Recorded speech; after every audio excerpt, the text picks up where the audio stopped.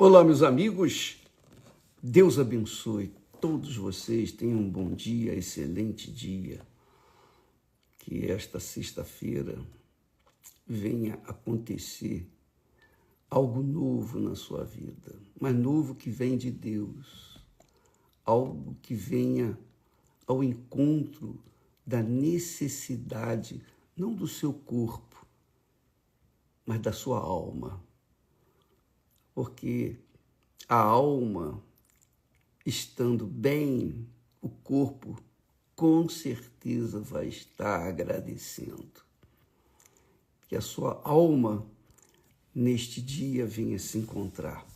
E quando a gente fala em alma, a gente fala em sentimentos. Alma é sentimento. É sentimento. Quando Deus soprou o fôlego dele em nós, em Adão e Eva, ele soprou a alma. A alma o fez alma vivente. E quando se trata de alma, se trata de sentimentos. Deus passou para nós os sentimentos, a alma, para que nós possamos sentir o que Ele sente em relação a nós. Assim como a gente tem um relacionamento com pessoas, com família, familiares, entes queridos, namorada, noivo, marido, esposa, filhos. Esse sentimento que nós temos, às vezes, de frustração, muitas vezes de frustração, não é verdade? Pois é, Deus, ele é frustrado com as pessoas, com os seres humanos que não fazem caso do que ele fez por nós. Jesus disse assim, no auge da sua dor, antes de ser crucificado, ele disse: a minha alma está profundamente triste até a morte. Não é porque ele iria sofrer na carne os pregos, cravos, nas mãos, nos pés. Não é porque ele iria ser pendurado na cruz nu. Não é porque ele iria ser obrigado a provar aquele vinagre misturado com fezes humanas. Não. A alma dele estava profundamente triste até a morte, porque ele iria contrair, pegar no seu corpo, no seu ser, na sua alma, toda a maldição do mundo, a maldição do pecado. O pecado de cada pessoa, de cada ser humano, desde Adão até o último dos homens neste mundo. Ele iria agarrar toda a maldição sobre o seu corpo e levá-las para a morte, para o túmulo. Então, você pode imaginar a dor, o sentimento de dor que ele sofreu. Por isso ele disse, e Deus não exagera, quando ele fala profundamente triste até a morte,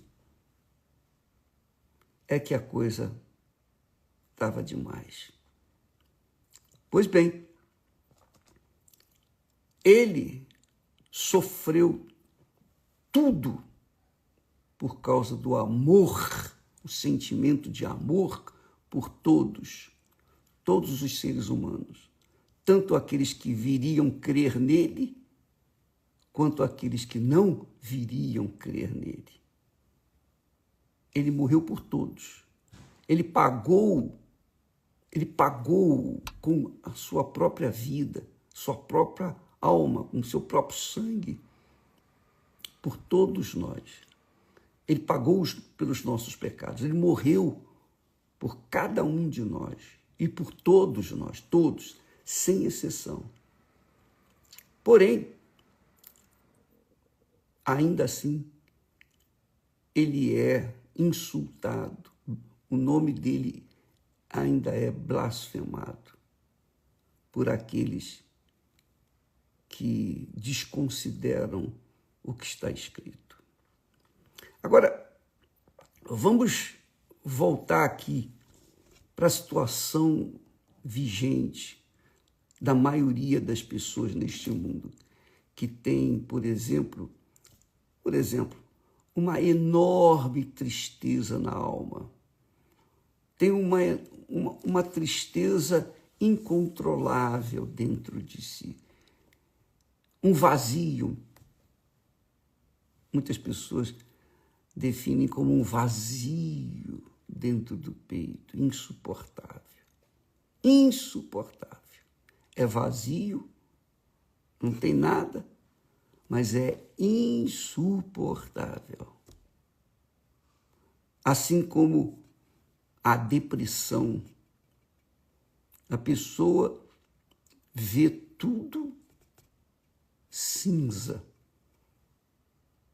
porque a sua vida é indefinida. O cinza não é nem preto nem branco, é. Pois bem, amiga e amigo, eu penso que quando uma pessoa está vivenciando uma depressão, é porque ela perdeu alguma coisa.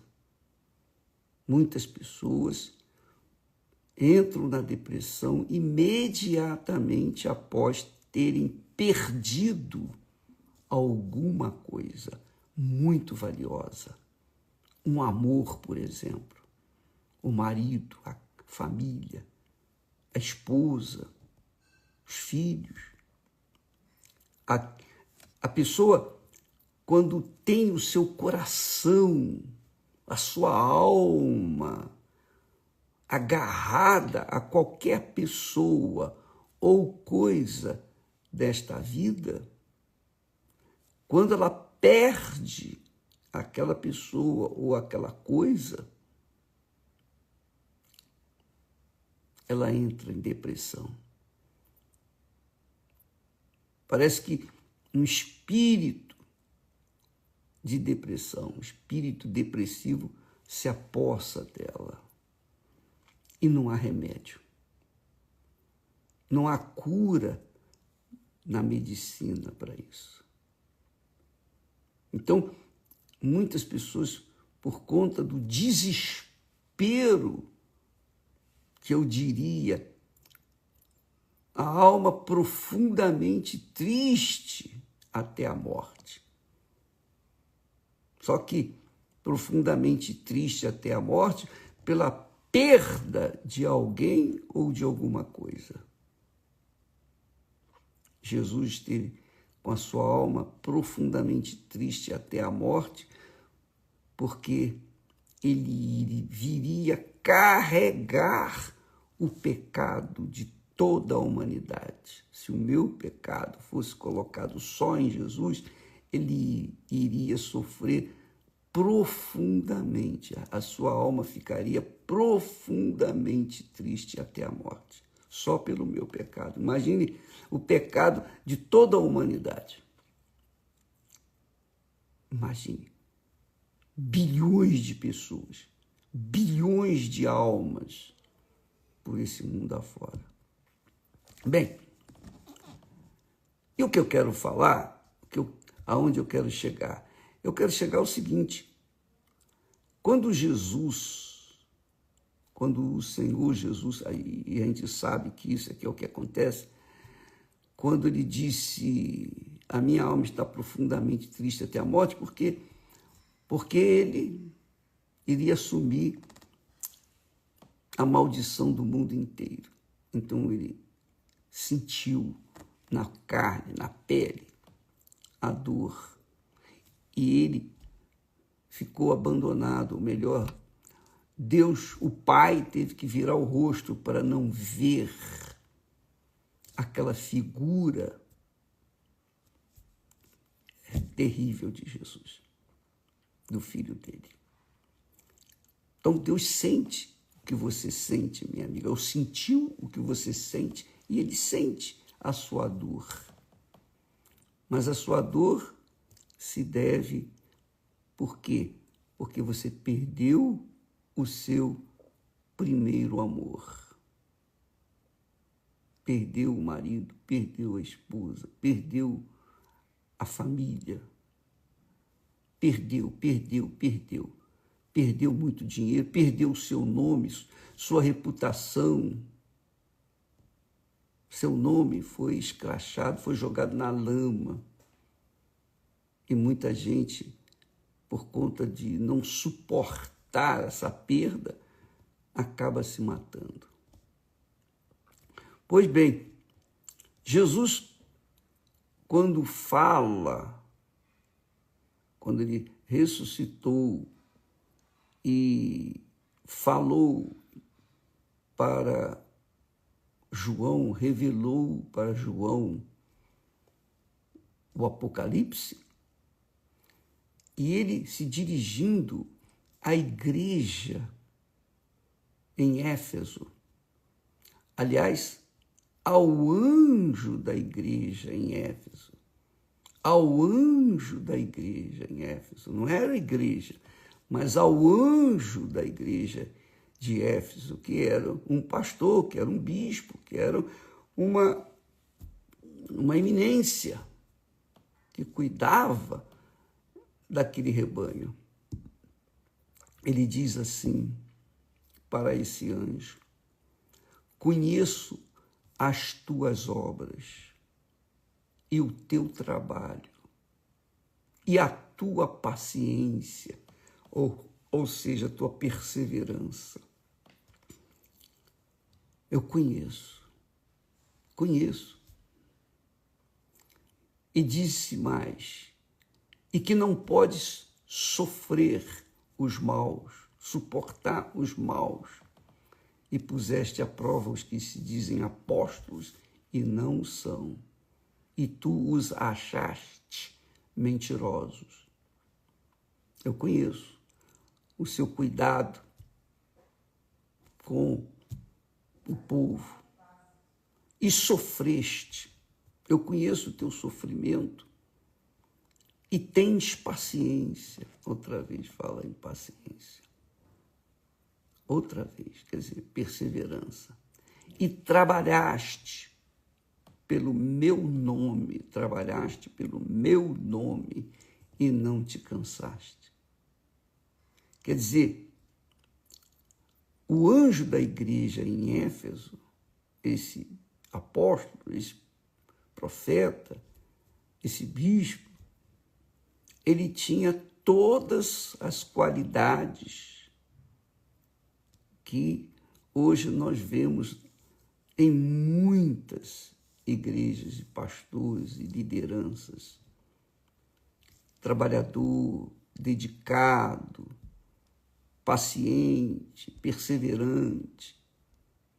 Só que Jesus acrescenta para ele, ele diz assim: tenho, porém, contra ti. Apesar de você ter feito esse bom trabalho, etc. Mas eu tenho alguma coisa contra ti, contra você. Não é contra o seu trabalho, não, mas é contra você. Falando para o anjo da igreja em Éfeso. E é isso que a gente tem que se avaliar, né? Não somente Eu tenho que me avaliar sempre, mas todos nós, cada cristão tem que se avaliar no grau de relacionamento pessoal com o Senhor Jesus. Deixaste o teu primeiro amor. O que era o primeiro amor? Era Jesus. Quer dizer, o anjo lutava, o anjo da igreja em Éfeso lutava pela salvação de almas. Ele se dedicava tanto, que ele se esqueceu e ele foi omisso no seu relacionamento pessoal com Jesus. Jesus era o primeiro amor dele.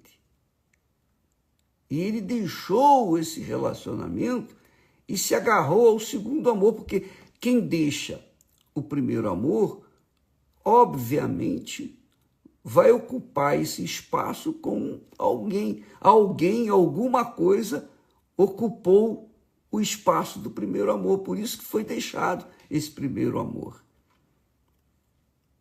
Entende, minha amiga, meu amigo? Então, você que está me ouvindo neste momento, é bom, né, que este momento assim, você está em silêncio aí na sua casa, no seu trabalho, é bom você meditar nisso, porque de repente você tem obras, você faz caridades, você visita os presos, você vai nos hospitais, você se dedica à obra do Senhor Jesus. Você trabalha forte pelo nome de Jesus. Mas você, pouco a pouco, foi abraçando a obra de Jesus mais do que o próprio Senhor Jesus.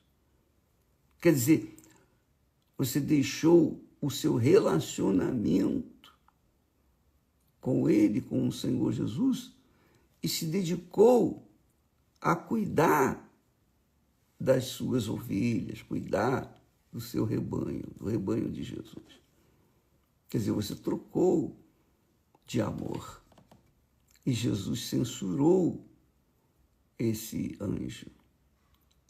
Tenho, porém, contra ti que deixaste o teu primeiro amor.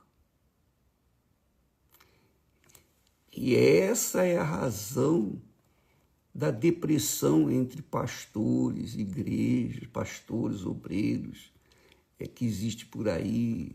Muitas igrejas têm esse problema, muitos pastores, bispos, etc., esposas de pastores, de bispos, que têm depressão. Eram oficiais da igreja. Aliás, são oficiais da igreja. Mas por terem abandonado o primeiro amor, então o vazio entrou dentro dessas pessoas. E fazem a obra para, digamos assim, tentar tampar o sol com a peneira, para compensar a falta do primeiro amor.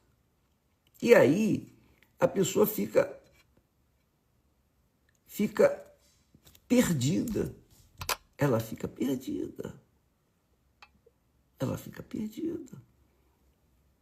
E assim como uma pessoa que perde o seu primeiro amor entra em depressão, também aqueles que se dizem ou se diziam cristãos deixaram o primeiro amor. E aí entram em depressão. Aí você pergunta, bicho, mas como pode uma pessoa de Deus ter depressão? Não seria isso um deserto que Deus levou para falar ao coração? Pode ser, mas eu vejo aqui o grande problema, que é a pessoa conservar a glória do trabalho, do sucesso que ela tem na obra de Deus e se apegar a esse sucesso, se agarrar a essa sensação gostosa de fazer a obra e levar as pessoas ao conhecimento do Evangelho do nosso Senhor Jesus Cristo.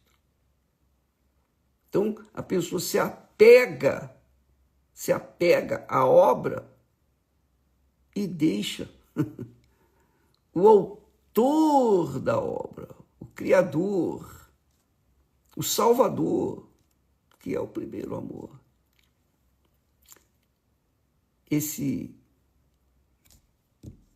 Essa epístola, ou melhor, essa carta que Jesus envia ao anjo da igreja em Éfeso, é muito propícia para todos nós colocarmos a barba de molho, para que não venhamos cair no mesmo erro, incorrer no mesmo erro. Amiga e amigo, quando o nosso Senhor disse: a minha alma está profundamente triste até a morte, ele estava pronto, ele estava prontíssimo para agarrar o pecado da humanidade. Ele estava prontíssimo para isso, e ia fazê-lo, e fez. Mas ele não deixou o Pai. Ele não abandonou o seu Pai. Aparentemente, o Pai virou as costas, virou o rosto. Eu diria, virou o rosto. Porque lá na cruz, quando ele estava lá pendurado na cruz, ele disse: meu Deus, ou Deus meu, por que me desamparaste? Todas as vezes que ele se dirigia ao Pai, era Deus. Mas a primeira vez que ele fala Deus meu, ele não fala meu Pai. Ele diz Deus meu, por que me desamparaste? Ali estava o Filho que encarnou, o Filho encarnado no pecado e morrendo para salvar os que nele crescem. E naquele momento de tortura, ele disse: Deus meu, por que não? Meu Pai, Pai nosso, por que não? Porque naquele momento o Pai teve que virar o rosto para não ver aquele quadro cruel. Ele gemeu. Você vê que Deus tem sentimento, tem alma, sofre. Davi fala isso no Salmo 86, que Deus é sofredor. Deus é sofredor, ele sofre mais do que toda a humanidade. E muita gente pensa que Deus está lá em cima, numa boa, tranquilo, e largou a gente aqui ao Deus dará. Não. Ele sofre, assim como nós temos essa sensibilidade de sofrer por um filho, por uma filha, por um marido, por uma esposa, por um pai, pela mãe, por uma pessoa, um ente muito querido, muito próximo, que abandona, que não aceita. O Pai, o eterno Pai, sofre. E eu falo assim para que você, amiga e amigo, venha cuidar com carinho da sua alma. Ela é a parte do seu ser mais importante na sua vida. porque ela é eterna. A alma não morre. E para que você possa mantê-la salva, você não pode esquecer daquele que deu a sua alma em seu favor. Aquele que colocou-se no Calvário, ou se deixou levar para o Calvário, para salvar a sua alma, salvar a nossa alma. Esse é o primeiro. Tem que ser o primeiro na nossa vida. Primeiro do que mãe, do que pai, do que marido, do que esposa, do que filhos. Primeiro do que os sonhos pessoais. Tem que ser o primeiro amor. Ele tem que ser o primeiro amor, o primeiro amor. O primeiro amor.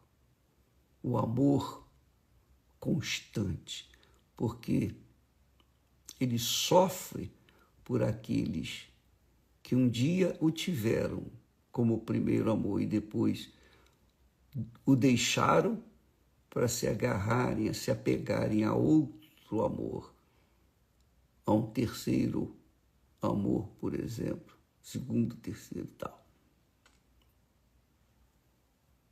Deixaste o teu primeiro amor. Tenho, porém, contra ti. Tens obras, trabalhaste duro pelo meu nome, fizeste ou tens feito melhor para mim, mas você não tem sido o melhor para mim. Uma coisa é você fazer o melhor para Deus e outra coisa é você ser o melhor para Ele. Ser é mais importante do que fazer. É claro que quando a gente é, naturalmente a gente faz. Naturalmente. Mas nem sempre acontece isso. Porque às vezes a pessoa deixa o seu ser de lado e se apega ao segundo amor, ao terceiro. Jesus, amiga e amigo, quer ter o nome dele santificado em nossas vidas 24 horas por dia. Todo dia, toda hora, todo momento. E quando a pessoa se deixa levar, sem querer, querendo, se deixa levar por um outro amor, Jesus desaparece da vida dela, porque ou ele é o primeiro na nossa vida ou ele não faz parte dela. Por isso muitas pessoas não entendem quando Jesus disse, quem ama seu pai e sua mãe mais do que a mim não é digno de mim. Quem ama seu filho e sua filha mais do que a mim não é digno de mim. Então, nós queremos manter a nossa alma saudável,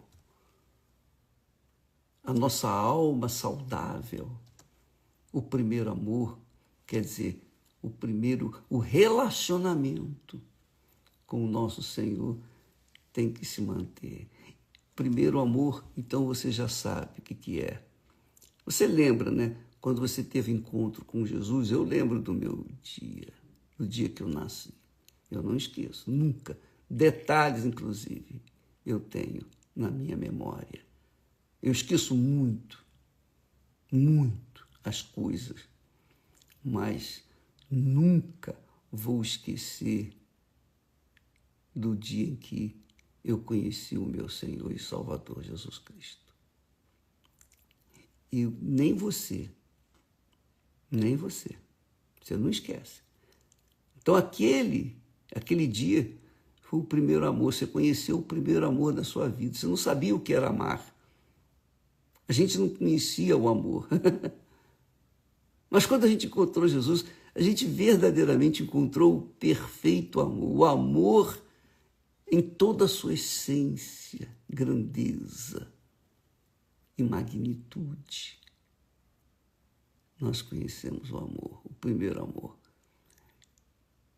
E nós não podemos abrir mão desse amor, do primeiro amor, por nada nesse mundo. Por absolutamente nada nesse mundo.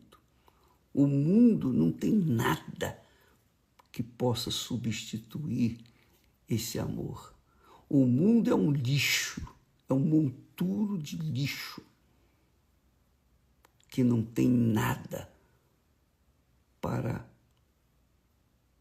compensar o amor, o primeiro amor que é o nosso Senhor Jesus Cristo. Por isso, nós temos que santificar o nome dele, manter o nome dele vivo, como uma chama viva dentro de nós, para que não venhamos nos distrair com este mundo, nem mesmo a obra de Deus, nem mesmo a obra de Deus pode ocupar o lugar do primeiro amor. Ele é o primeiro. Jesus disse, olha, você sabe que quando a pessoa está fazendo a obra de Deus e vendo o fruto do seu trabalho, é uma sensação gloriosa, magnífica. A gente vê pessoas sendo salvas, libertas, curadas. E a gente tem aquela sensação, puxa, o nosso dever está sendo cumprido. Puxa vida, nós estamos sendo úteis nas mãos de Deus. Mas o relacionamento íntimo, pessoal, permanente, constante, a cada momento, esse não pode ser colocado em segundo plano, tem que ser o primeiro. O primeiro amor é isso, minha amiga, meu amigo. Quando se perde o primeiro amor, aí sim, não tem mais nada que possa substituí-lo. Aí vem a maldição da depressão. Deus abençoe a todos. Deus abençoe a todos vocês. Neste domingo, às 9h30, aqui no Templo de Salomão, nós estaremos, às 7 horas da manhã, nós teremos a mesma reunião, o mesmo espírito, o bispo Adilson. Às 9h30, estaremos junto com o Renato. Às 18 horas, o bispo Jadson. Todos nós, em todas as igrejas, estaremos colocando toda a nossa força para que você que tem perdido o primeiro amor, que quer dizer, o amor que você tem agora é o lixo, você se tornou um lixo considerado pelo mundo, mas desconsiderado por Deus. Mas existe uma porta para sair desse lixo e entrar na porta do reino de Deus. Então, neste domingo, a segunda porta, a porta do lixo. Você vai sair do lixão para entrar na porta da casa do Altíssimo, do templo, do trono do Altíssimo. Em nome do Senhor Jesus. Deus abençoe a todos vocês e até amanhã. Amém.